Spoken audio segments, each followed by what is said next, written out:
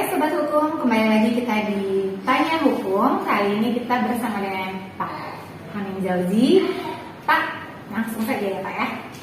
Kabarnya baik ya Pak ya? Baik. Pasti sehat ya Pak. Baik, saat ini ada pertanyaan Pak dari seseorang di mana dia memperkenalkan diri dengan inisial A. Dia tinggal di salah satu kota di Kalimantan. Jauh ya Pak ya? Nah, di sini dia bercerita, kami sudah berjalan puluhan tahun menikah. Kemudian kami ingin bercerai karena si istrinya itu pergi dengan laki-laki lain. Namun dia juga memiliki anak dengan istrinya itu ada 3 orang. Jadi dia mau mempertanyakan juga untuk masalah perceraiannya harus seperti apa dulu, kemudian hak asuh anaknya seperti apa. Gitu. Mungkin dari Pak Hamim Zauzi juga bisa memberikan masukan Pak. Baik, Mbak Bun, terima kasih. Ini rupanya sedang tren dalam petik ini, perselingkuhan ini. Benar. Sampai ini dalam satu kesempatan Mbak Anggun pertanyaannya tentang keluarga semua. Iya. Jadi perselingkuhan bisa menjadi salah satu alasan perceraian. Apalagi ini telah pergi ya. Saya tidak tahu tadi dalam pertanyaan pergi berapa lama. Kalau di undang-undang misalnya sudah setidaknya misalnya 4 tahun gitu ya. Tapi pada dasarnya menurut saya ini sudah bisa dijadikan alasan untuk mengajukan gugatan perceraian. Nah, diajukan di mana? Kalau non muslim maka harus di pengadilan yang wilayah hukumnya itu meliputi tempat tinggal istri tergugat begitu ya. Tapi kalau non muslim ketika yang mengajukan istri bisa di tempat istri, bisa juga di tempat suami. Jadi ada sedikit perbedaan gitu.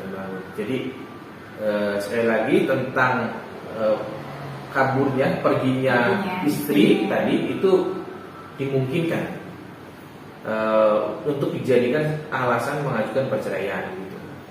Nah lalu ada 3 anak tadi ya. Ada 3 anak. Kalau memang usia masih anak-anak di bawah 11 tahun maka pada dasarnya di ibunya. Tapi tadi penanya sampaikan itu ada perselingkuhan, maka sangat besar kemungkinan itu hak asuh itu ke bapaknya gitu ya. Sangat besar. Asalkan ada bukti saja, ada bukti bahwa dia berselingkuh atau kabur dengan laki-laki lain tadi di dalam pertanyaan seperti itu. Ya. Gitu. Nah, ini kan tidak diketahui nih istrinya ada di mana. Nah, lalu bagaimana prosesnya?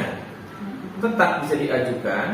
Nanti di dalam gugatan itu disebutkan bahwa keberadaan istri ini tidak diketahui, gitu ya. Nanti akan diumumkan, akan diinformasikan melalui media massa diantaranya bahwa ada persidangan terkait perkara ini, nomor ini, pengadilan ini. Gitu. Jadi itu untuk memberikan kesempatan istri yang tidak diketahui keberadaan itu tahu bahwa ini ada persidangan untuk bisa menyampaikan hak-haknya. Karena ini gugatan untuk memberikan jawaban untuk kali di persidangan gitu. Jadi hukum sudah mengatur sedemikian rupa agar ada rasa keadilan bagi semua pihak. Jadi meskipun istrinya tidak diketahui, tetap diberikan kesempatan oleh hukum. Akan ada pengumuman yang dipasang di koran gitu ya. Atau ada juga yang pengadilan memakai radio gitu ya, misalnya. Karena memang undang-undang mengatur demikian, harus diumumkan terlebih dahulu. Ketika sudah diumumkan kemudian tidak hadir, maka persidangan tetap berlanjut gitu. Tanpa kehadiran pihak istri. Nah ini artinya perceraian itu tidak harus juga dihadiri oleh kedua belah pihak. Cukup salah satu yang menginginkan itu dimungkinkan gitu ya.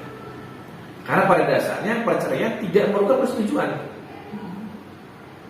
Saya mau bercerai, istri sepakat tidak sepakat, ya tidak masalah. Tinggal ajukan ke pengadilan, apakah buktinya cukup, apakah alasannya kuat. Kalau memang kuat cukup, maka pengadilan akan memutuskan ini bercerai.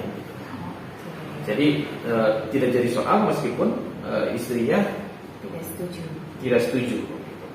Di pertanyaan ini istri pergi, tidak diketahui kemana. Itu saja Mbak.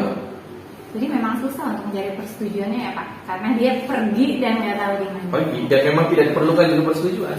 Memang akan lebih cepat prosesnya kalau ada persetujuan memang gitu ya. Ada persetujuan. Akan lebih cepat sedikit lah gitu. Tapi pada dasarnya tidak jadi masalah, tidak ada persetujuan. Tidak masalah. Dan hak asuh anak pun bisa ya kepada bapaknya Ya. jika halnya seperti itu. Ya, kalau kasus ini di pertanyaan tadi hampir pasti ke bapaknya. Oh, Kenapa?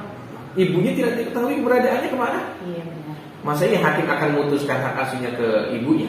Itu tidak mungkin. Kalau menurut saya, jadi ini hampir pasti, hampir 100% Ke bapaknya. ke bapaknya. Asal ada bukti ya Pak. Ya, Oke.